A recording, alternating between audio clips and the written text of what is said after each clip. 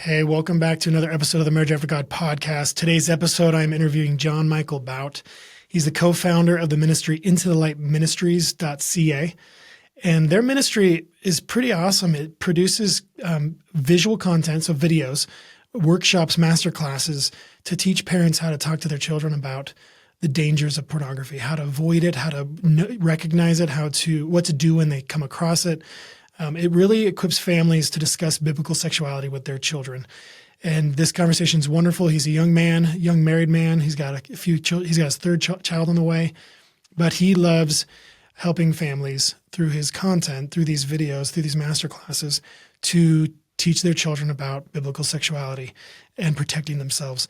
And so in the videos of these masterclasses, they've got people like Albert Mohler, who teaches them, Abby Halberstadt, who teaches them, Andrew Walker.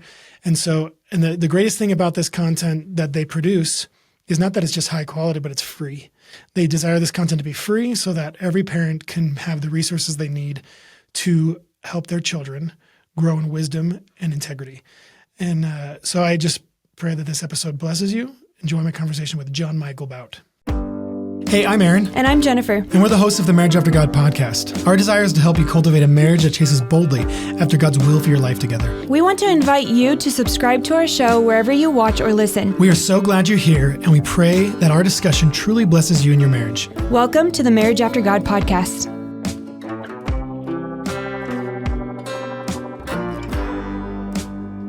Everyone, welcome back to another episode of the Marriage After God podcast. I'm here with John-Michael. Welcome to the show, man. Thank you for having me, Aaron. I'm excited to talk to you.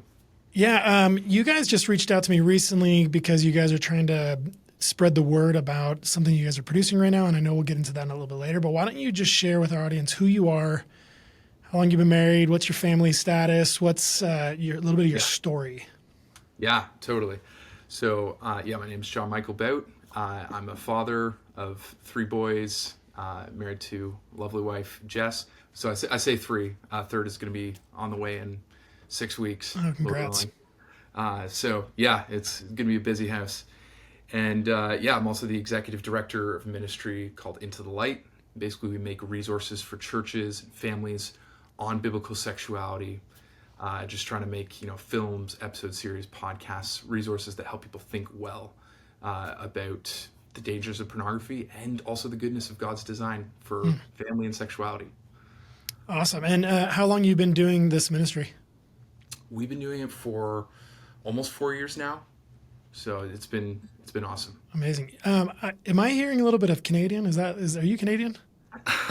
You picked it up. Yes. I mean, when I say my last name, Bout, it kind of gives it away. But yes, I'm from the Niagara Falls area. Oh, yeah. My wife and I spent a little bit of time up over there. And I actually interviewed another couple that is in the exact same area. Do you know Sathya Sam? Have you heard of him? Last name? What's her? Sam. Okay. His first name's Sathya. He's got a ministry on helping men find freedom from pornography addiction. Okay. And he's right in the same area, Niagara Falls area of Canada. He's Canadian too. I just interviewed him yesterday.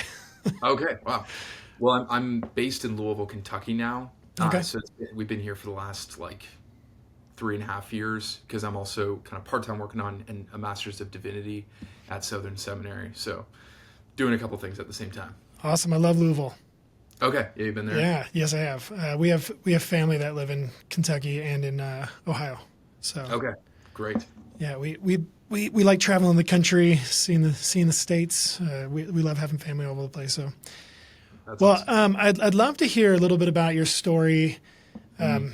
What got you into? I mean, you're a director, so you like making films. I actually went to school for film, video production. I don't do it at all, except for I'm doing podcasts, but I don't do that anymore. But I love what you're doing, and I love that you're creating creative and in-depth resources for Christians and families.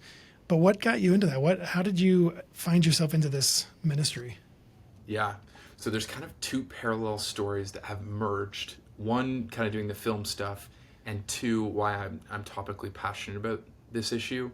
So, I mean, I can tell them in parallel, but yeah, I grew up really solid Christian family. Parents love the Lord, explain the gospel to us. and my dad and older brother are kind of both into film stuff. So it's always been in the family a little bit to work with cameras, work with film things, be in the education space. But kind of alongside this, when I was very young, 8 years old, I came across pornography for the first time. So even though I had wonderful parents who loved the Lord, were discipling us in many ways, they just frankly didn't know they needed to talk to me that early. And so kind of from age 8, I started to get hooked and discipled by pornography. Kept that hidden for a really long time until I was age 18. Kind of inside that space, I was messing around with cameras and film, photography, videography. But when I was 18, the Lord did a big thing in my life. He put some older Christian guys who were kind of a godly example of what it meant to really follow the Lord and love him and have a passion for him, not being perfect. You know what I mean? They still clearly struggled with sin, but they were confessing sin. They were bringing that into community, into the light. And I started to spend time with them, and the Lord used that to convict me of the sin that was in my life. So basically, I opened up to them for the first time. They were the first people I ever told after almost a decade of addiction to pornography. And after I kind of first opened up, that was when the Holy Spirit started to work change in me. I started to, want to actually get into the Bible myself. I started to actually hate the sin and not just hate the consequences of the sin. Yeah. And from there, after kind of a period of 2 years, the Lord gave me, I started to walk in freedom from pornography, and have since. But along the way, started to help other guys, especially as I continued to walk in freedom. Started to help disciple other guys who were struggling, and giving them good books, good other resources that were out there. But this thing kept happening. I could take, Finally Free by Heath Lambert or one of these other great books. I could drive it to their house. Yeah. And say, let's read this together. And they wouldn't read it. And that just happened enough times with really close friends that I was like, maybe there's a place for me and some others to make a film resource, to make documentaries, to make video series for the church on, dealing with pornography proactively and when there's already a problem. So that was when me and a good friend of mine, Jacob Volk, started Into the Light Ministries, basically to do just that, to make kind of accessible resources for churches and families on this topic. That's amazing. So how long have you been married? I think you said it, but I didn't. Yeah, coming up on 4 years. About 4 years. And how long ago was this experience where these older men came into your life and helped you find freedom and recognize what was going on? Yeah, that was like 7 years ago now. So before you met your wife? Yeah, that's one thing I'm immensely grateful for is I was able to, of course, I still struggle with sin. I'm not a perfect man, but I was able to put to death the pattern of struggling with pornography and lustful thoughts, so I could walk into marriage and just be an open book. Like, hey, I've got a lot of sin in my past, but the Lord has done a great thing. He's redeemed me, and warts and all. But very thankful for that. Yeah, no, I love that you brought up how you said your parents didn't really know what to say or how to say it, or even that they needed to say something to you about it. And you mentioned that you were exposed to it. Can you share a little bit of that story of how did that happen? Because I think as parents, we can be kind of naive sometimes and not realize how accessible, especially nowadays, how accessible certain things are and where they're going to show up at. And we might think we protect them really well. We monitor what kind of movies they watch. We don't give them free access to certain things. But what was that story for you? Because I know how I was exposed to it, and it's totally different now, but I think it's easier now. But the fact that I wasn't even trying, and I stumbled across it and found it and started a lifelong, struggle with pornography. What was that story like for you? How did you get exposed to it so that we can maybe shine some light on the schemes of the enemy? Yeah, I mean, I think that's you're hitting on kind of the key things. My parents actually when I think it was 13, they actually sat down with me and had a really good intentional conversation about pornography. And little did they know I had already been struggling for a long time. So I just, played dumb. So this is the first thing I always tell people is like start younger, because the average age of exposure is age 8. And I am a living statistic in that sense. So for me, the way I got exposed, I love music, love playing music, love listening to it. And so just surfing through different sites and different music, came across explicit album artwork. And then that, obviously piqued my interest and curiosity, started to pursue that more. And I had pretty limited access at that point. But basically, as the access grew for me, the more I sought deeper and deeper into it. I mean, and that's what pornography does. It's designed, you get hooked not actually on the gratification itself, but on the surprise, actually, of the next thing. And so no one is ever satisfied with the level of depravity they're looking at right then. It actually always feeds you more and more and more. So, I mean, that was exactly, it was slow for me at first until I got a phone, which was a little bit later. But then it really got worse after that. How old are you? I'm 24. 24. So you were just saying how you were browsing the internet, and I'm thinking, when I was a kid, there was internet, but it was not like that yet. But it was very similar in the sense of like an innocent thing, and then you get exposed to something, and then you're like, oh, and you weren't prepared emotionally, you weren't prepared mentally, spiritually for it, and then it's secretive and it's private. Yep. And what you just said also about how it's not the gratification that you get from the pornography, that end result that you're looking for. It's that pursuit of it. And I totally agree with that. And I've seen that. It's exactly how God actually designed us, is the hormones that we have in the body. We try and tell our children, like, the things that we feel in our body are good and they're put there by God. It's when they're misplaced, when they are directed in the wrong direction and they're fed with the wrong things, is when they become misused and unhealthy. And that drive to seek more and to go deeper and to experience new, that's supposed to be something that you are doing with your spouse, and which deepens your intimacy, deepens your connection, deepens your oneness, deepens your excitement for each other. But then pornography just draws you that other way. It pulls you away.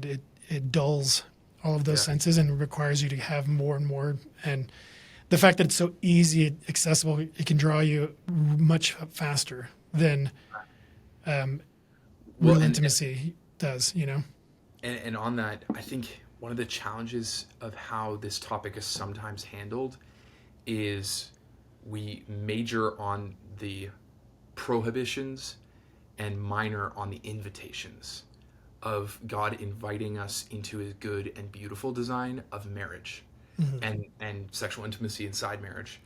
And so I think sometimes parents feel kind of weird talking about that with their kids. Like, it's like, it is private. But I think God has given us this beautiful design that we work towards. And so when we say, don't look at pornography, it's absolutely true. All these bads and the no's. And yes, we should talk about those. But I think the accent is falling on the wrong side when that's the major thing we talk about. And we don't also invite them to see the good and the beautiful design that God's given us inside of marriage. And I think that's what the devil basically tries to do. Before you're married, say, take before the time. And after you're married, to say what you have, take what you can't have. It's like reaching back. And it's essentially just taking whatever that God has designed best for where you are right now to give you a seed of doubt that that's actually not what's best for you. There's something out there that would be more satisfying than what God's given you. And it's just a lie. Well, I would imagine this is probably a part of what you guys are presenting in your resources, that when we just focus on the prohibition, which should be focused on, is like, hey, here's the wrong use of this gift.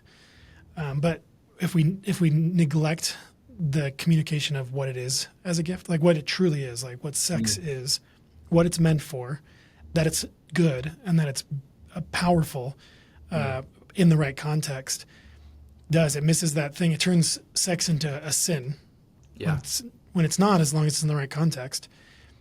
Which is another thing that I don't know if you struggled with this after you got married, but transitioning from sex as a sin to sex as a good thing was very difficult for us. Because you grow up and you're like, no, it's me having an addiction to pornography. Sex has a totally different definition than it should. For my wife, it's got a definition of like, well, that's off limits, and now all of a sudden it's good, and it's always been a bad thing, and now it's a good thing, rather than understanding what it truly is. Is that something that in your resources you guys are helping present to parents? Yeah, I did a podcast with Jonathan Holmes, who speaks in the series Parenting and Pornography, Roadmaps to Raising Children of Integrity.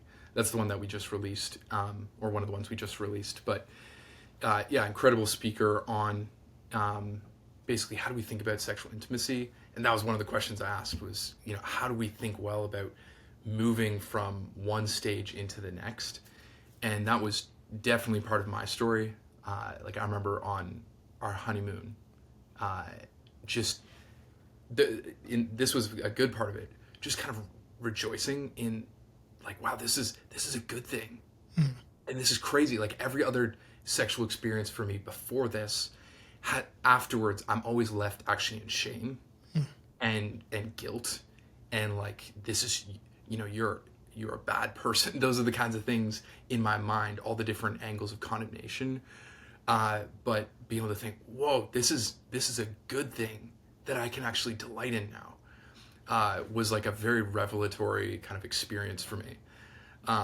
But the flip side of it is a hard kind of switch to flip, I think, for a lot of people, especially guys with pornography, but I think girls with pornography sometimes, but also with things like abuse.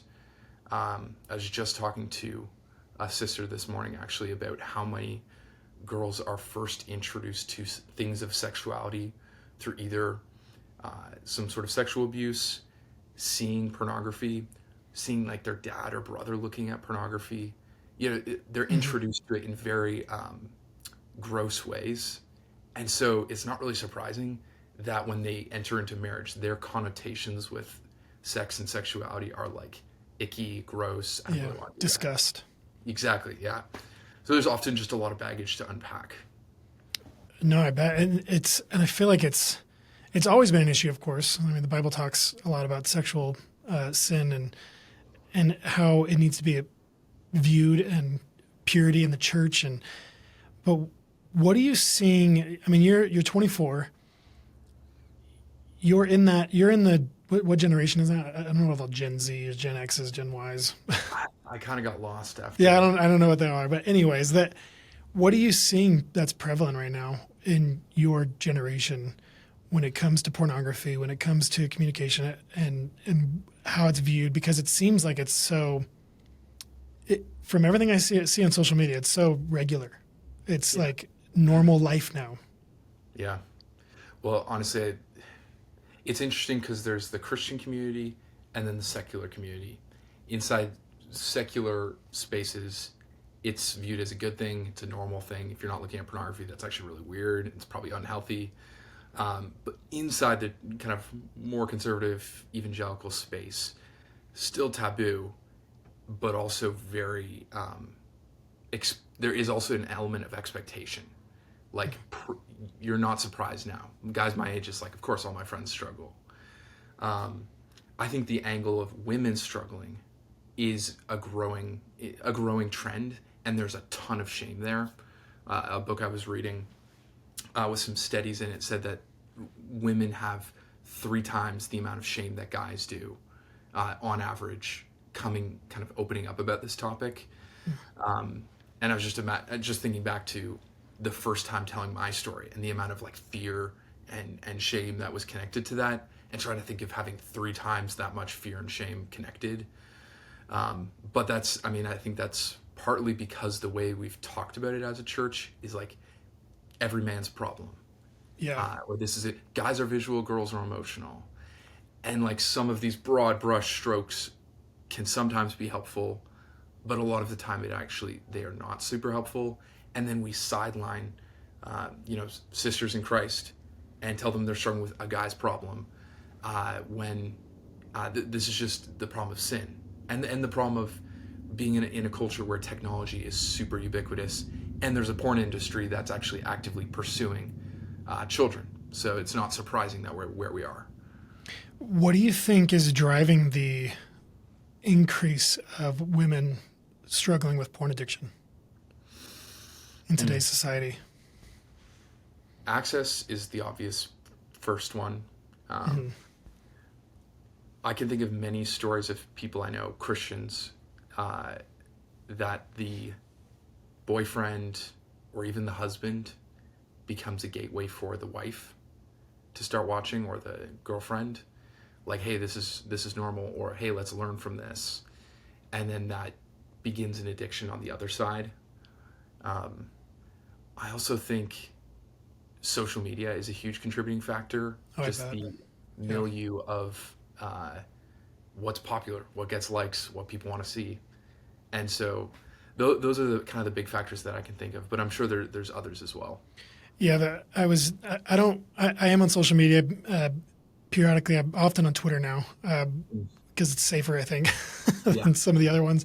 But I've noticed, it used to be men were always sexualizing women, like in movies or in music videos or anything like that. But it feels like there's an increase of female influencers, musicians, artists, actresses that are giving a persona of porn star, highly sexualized. I'm thinking of, what's her name? I don't even know where she's from. I think she's was a Disney star. Sabrina Carpenter, I think is her name. And anytime I've ever seen a clip of her, it's like pornography, and I have to quickly go past it. And she's just a singer. And when I say just, but she's super famous, and I feel like there's a growing influence of influential women who are. It used to be just Madonna, or just there's these onesies or one or two people that were trying to make that name for themselves, make that image. But I feel like it's so much more prevalent nowadays, is the influencers sexualizing themselves and making that hey, this is what men want. This is what I want to be for men. Yeah.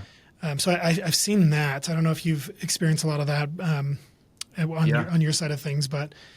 And then the other thing I've noticed, I saw a really sad interview of someone at an OnlyFans. I've never been on OnlyFans, but I know what it is.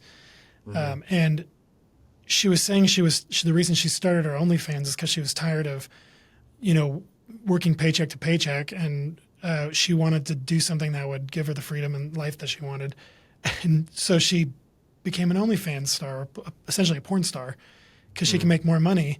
And I thought, I was so sad by that, thinking there's been this push to move women from being mothers and wives and having the most amazing role of raising children and keeping a home and things that are very conservative, very old school, quote unquote, to moving them to the workplace, to moving them to careers and thinking that that's their highest goal in life.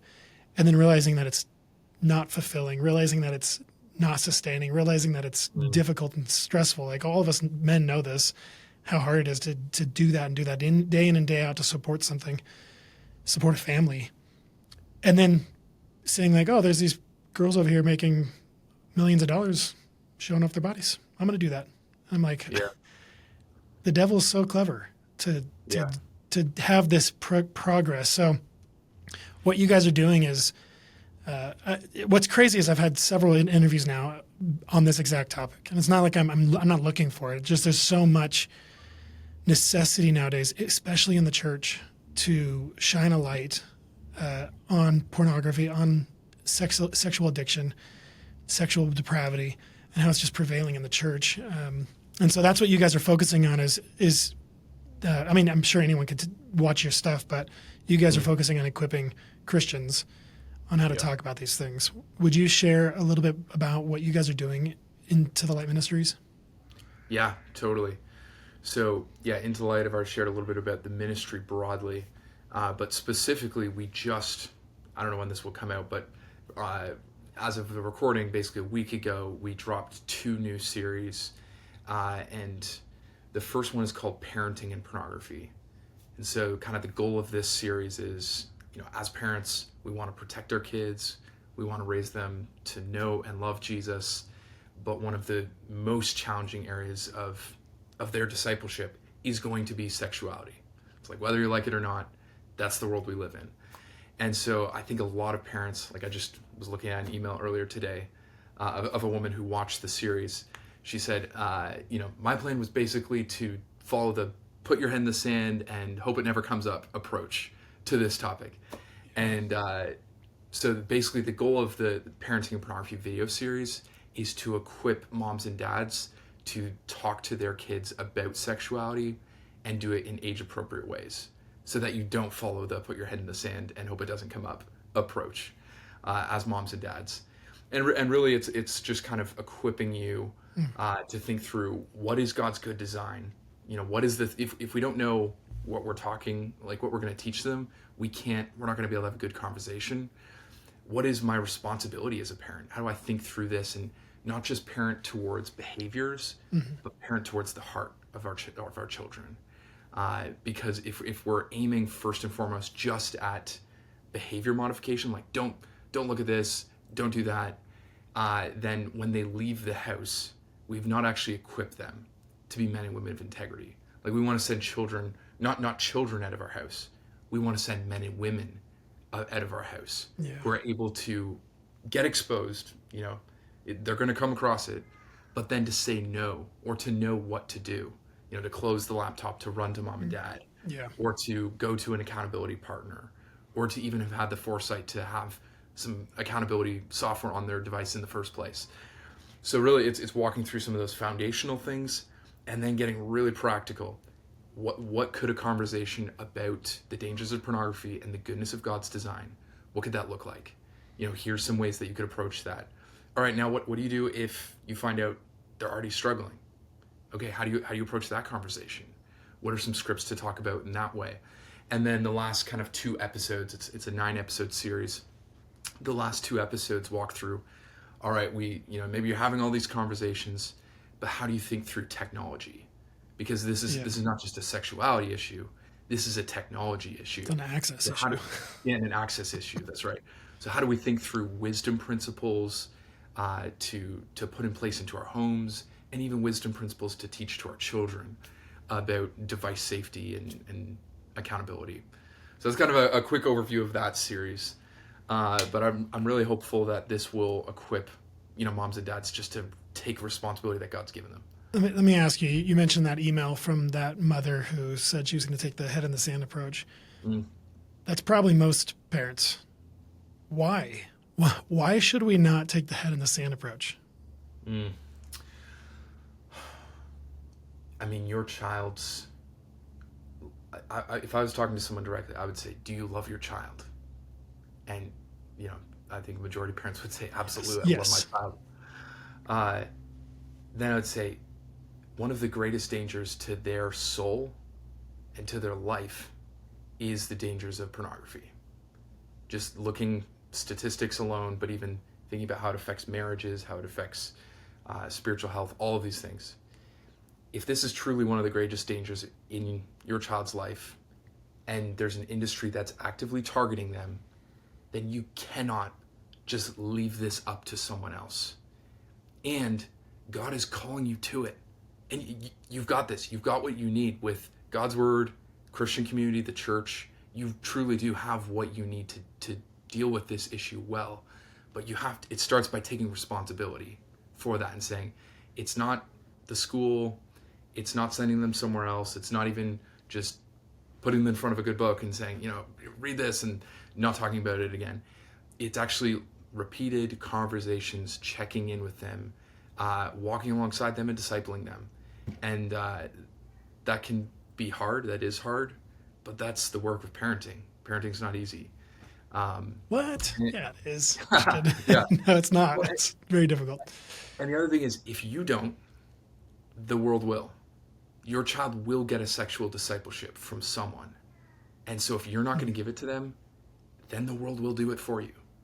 And so that's just not an option for a Christian parent to do. But that will be what will happen if you don't take it on yourself. So it's pretty much guaranteed that no amount of, if I can keep my kids from going to the movies, I can keep, not going to give them a device until a certain age, but you're telling me that no matter what I do, they're going to be exposed. They're going to be, I mean, I'm saying this facetiously because of course they are. Yes. Like I was just explaining, like I'm looking at news on Twitter and then something shows up and I have to scroll past it quicker because the social media, that's what they want to present to us. Well, and even if you were to, box your child up inside your house and no technology and no modern things, the problem is that doesn't last. Yeah. You're trying to keep your child a child. You're not training them to be a man and a woman who's useful in God's kingdom, who's ready for marriage. And the series actually kind of starts with basic principles and then works its way up with kind of the final chapter, trying to walk through how do you send your kids out actually, because that's really the ultimate goal of parenting in some ways, is to help them know God in his ways and to equip them well to live as an adult. I mean, there's other goals too, but I think those are two of the big ones. And so you just can't make protection your ultimate goal. Protection's a great kind of proximate goal, but if you make that your ultimate goal, you're just playing whack-a-mole, and you're going to lose. No, frankly. It sounds like we have a mandate as parents to protect. So we're protecting them spiritually, physically, emotionally, mentally. And we can only protect so much because there's going to be things outside of our control. But to also train up, as the word says, train up a child in the way he should go, that we are making them wise and have integrity and know the truth from the lie.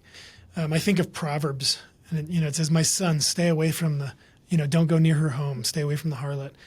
And there's many Proverbs that it's a father speaking to a child, a son, warning him of the dangers, warning him of the pitfall of lust, of sexual sin, and avoiding the whore on the street, not even going down her street, getting near her where she can like call you, "Hey, come here."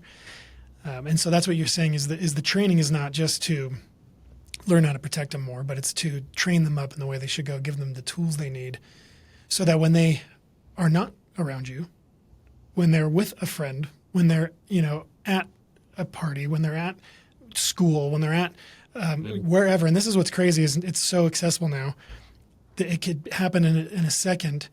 One thing that we try and teach our kids, and I'm sure you guys probably talk about this in the sections on devices, is to never look over people's shoulders at their device. Like people are always on their devices. We even tell them with ours, like they'll come over and I don't know what's going to show up on my phone sometimes. And so they come over, I put my phone on, I'm like, "You're not allowed to look over my shoulder. And you have to ask permission. Can I look at your phone? Can I?" And they do that because they could be sitting next to someone on a bus, anywhere in public nowadays, standing next to someone, and then you don't know what they're looking at. And so that's one thing we try and tell our children, and we explain to them, like they could be looking at something that's not good for you and you don't know that. Or they could be looking at business stuff that's none of your business, or they could be looking, And so that's one of the things that we try and teach our kids. Totally. I mean, that's a good tee off to the other series that we just released as well, which is kind of related to it, but it's called Tech Safe. And so I guess one of the challenges that I've come across and that I've wanted myself is just, whether you're a struggler with pornography, wanting to protect the devices that you have and you're trying to cut off access, live out Matthew 5, or you're a parent wanting to proactively protect your family. Both of you have very practical questions of how do I take this iPhone or gaming console or smart TV and make it actually something safe to have in my house. And so basically we made a set of tutorials in this series called Tech Safe that walk through, okay, you've got the smart TV, you've got the smart home, you've got computer, tablet, gaming console, all these different devices in your house. Here's how information flows into your home through those. And there's the different danger points associated with those for pornography or even predators or other dangerous content kind of online. And then we'll give you some tools to filter or to monitor or even block as many of those danger points as possible. So they're very practical, kind of walking through different device types and then making different recommendations and giving you links to, okay, here's how to set parental controls on an iPhone. And we partner with Covenant Eyes on that one to just try to make it really practical and just make a list. I've got these 5 devices. All right, I'm going to watch those 5 videos. I'm going to walk through those steps and try to set them up as safely as possible to go from maybe like a 10% safe, very open to explicit content, to more like an 80 or a 90% safe, where it's much more restricted and protected. Yeah, I keep thinking about how you were exposed to it. You were just looking up music because you love music, and there's a album cover that's explicit, which we've all seen them. There's a lot of them, explicit album covers. Yeah. But I was thinking about, so my kids play Switch. We give them a couple hours a week to play the Switch. And I don't like them being connected to the internet, because then they get uploads of like news and stuff. And this is how nefarious this stuff is. On Switch, you just click the little store button and then you can just scroll through all of the games, right? But there's adult games, and they have covers that are not kid appropriate, and they're just there. And so I'm always like, you can't, when you're playing the device, you can't go to the store. You can't. I tell them things that they can't click on. But it's even worse than that. Like, they just start the device up, and the home screen has, 3 or 4 news items. I can't control what they are, and it's just always amazes me how accessible all this stuff is and how easy it is to just boom. Like, oh, what's that? Click. And then like they're just exploring, And I think about YouTube. We don't ever let them have free access to YouTube, because I've heard stories and I've seen it myself. Like an ad comes up that you have no control over, or it promotes another video that you have no control over. And but we always tell the kids too. Good. And you're more. It sounds like you're way more proactive than most parents I've talked to, because you're actually saying, YouTube, that's a dangerous, like you're assessing, YouTube has a lot of dangerous content. There's things I can't control. And so I'm not going to let them go on that. This, I'm going to be restricted. But even those, like, in some ways, basic principles are like, so many Christian parents I know don't think about that. Yeah, they just freehand the device over and say, okay, and they just assume the kids aren't going to be looking for anything, because they might not be. Yeah. And it's just going to, but they don't, it's looking for them. Like you said, I want to dig in. You said that this porn industry is directly pursuing our children. I want you to speak on that a little bit, because I would imagine most of my listeners probably don't realize that. Probably don't think, maybe they do. Maybe some of them are very savvy and they're like, no, they're coming for my kids. But I would imagine they're like, no, that's adult content. Only adults are looking for it. And if they get exposed, it's because someone shows them, and that it wasn't, But when you say that the porn industry is directly coming for our children, what do you mean by that? In some ways, it sounds kind of like fear-mongering. They're coming for our children. Well, they are, and I think we should be afraid. But go ahead. Yeah, no, totally. But in some ways, I think it's very simple.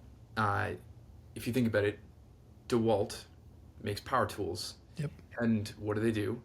They often make kids' versions of their power tools that can be sold in Toys R Us.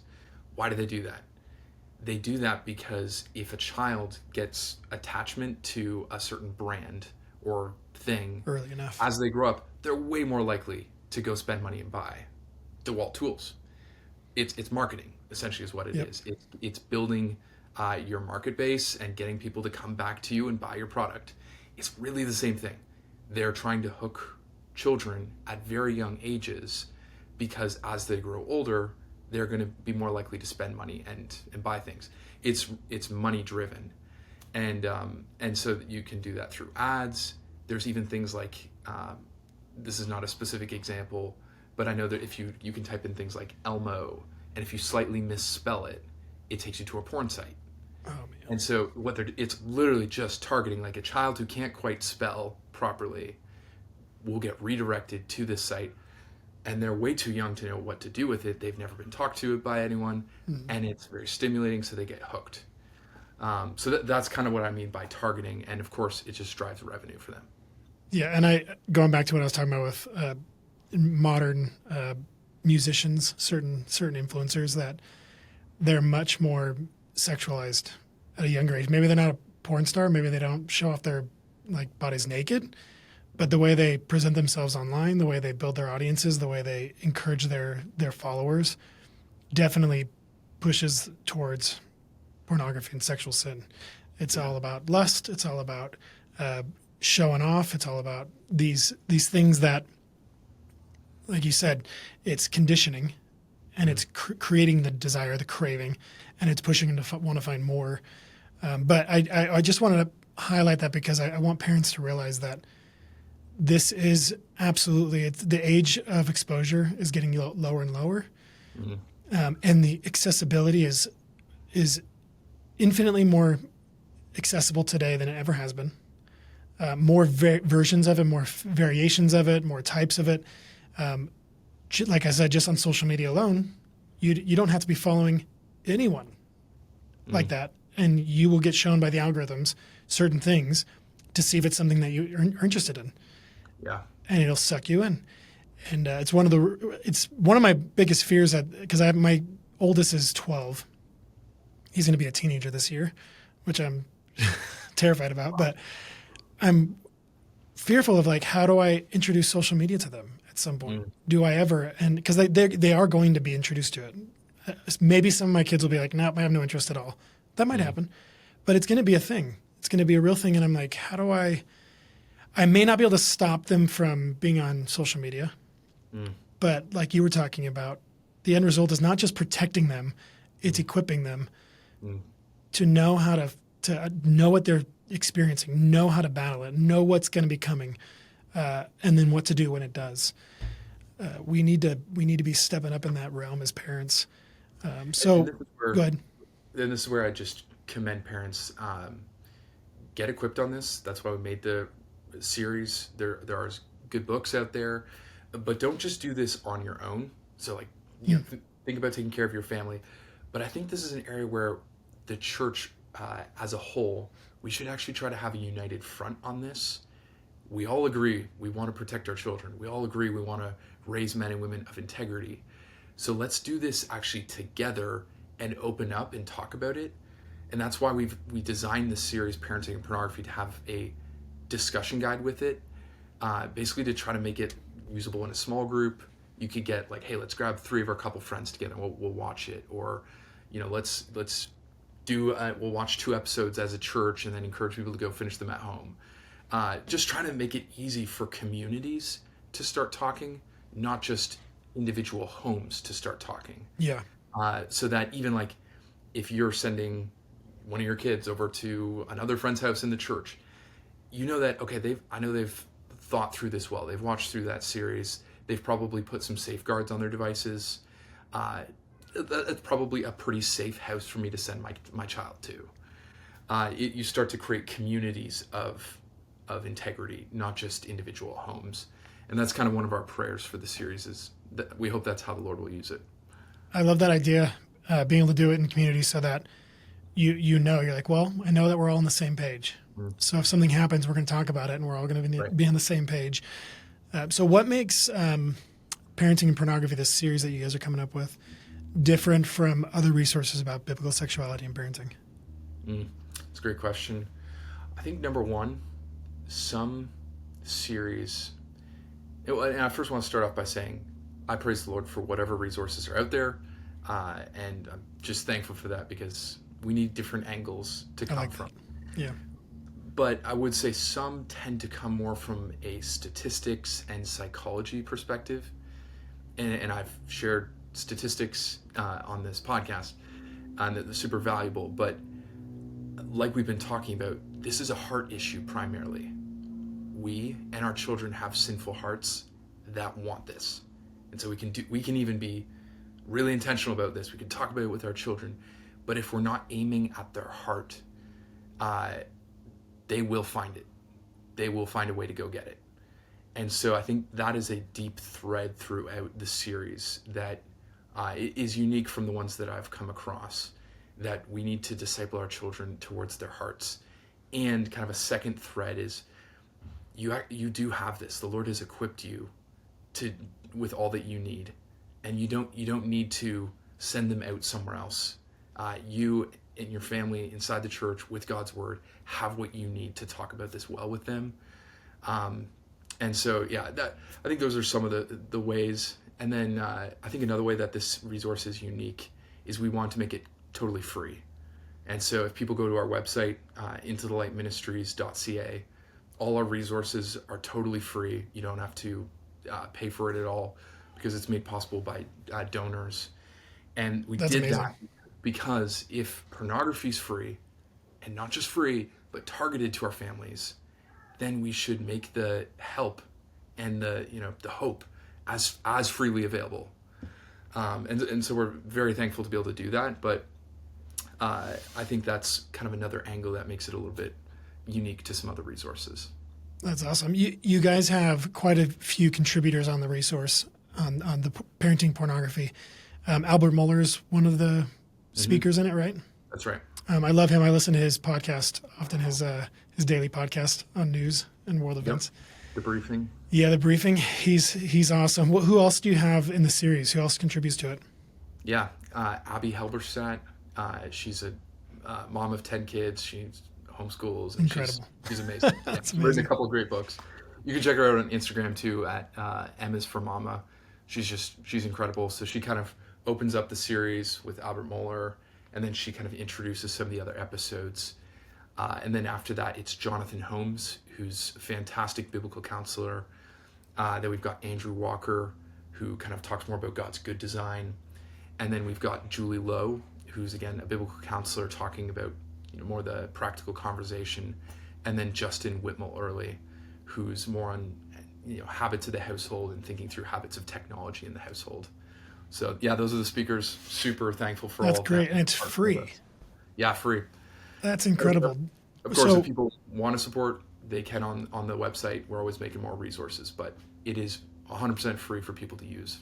So where can my listeners find these resources? Because I think all my listeners should go check it out. I'm going to go check it out because I'm at that phase. I need to be talking to my kids, and we have been doing things, but I can always use more resources to help me. So where can we find you at? Yeah, intothelightministries.ca is our website. The CA there is the Canadian coming out. Yep. And yeah, all the resources are free there. Podcasts, we've got a documentary video series and then tutorial series. You can follow us on Instagram and all the socials, Into the Light Ministries, and that should come up. So yeah, it's all accessible for people to use. Yeah, praise God for what you guys are doing, John-Michael. It's so necessary, and I pray that my listeners, I pray that all of our homes, we would take it seriously. The fact that the enemy wants not just us, because we need to, as men and women, be protecting ourselves and being vigilant and aware in today's world, but we need to be ready and prepared in teaching our children to give them what they need to launch into this world, not just as good people, but strong people who fear the Lord, who love the Word of God, who are prepared with wisdom and integrity to know how to fight the schemes of the devil and to resist and to walk uprightly in purity. So thank you for what you guys are doing. Praise the Lord. I'm thankful to do it. Yeah, I'll put all the links for these resources in our show notes, and I just pray everyone goes and checks out intothelightministries.ca to get these free resources, Parenting and Pornography Masterclass, to learn how to talk to our children about sexuality and the Bible and what God has for us. Thanks for being on the show, man. Thanks for having me on.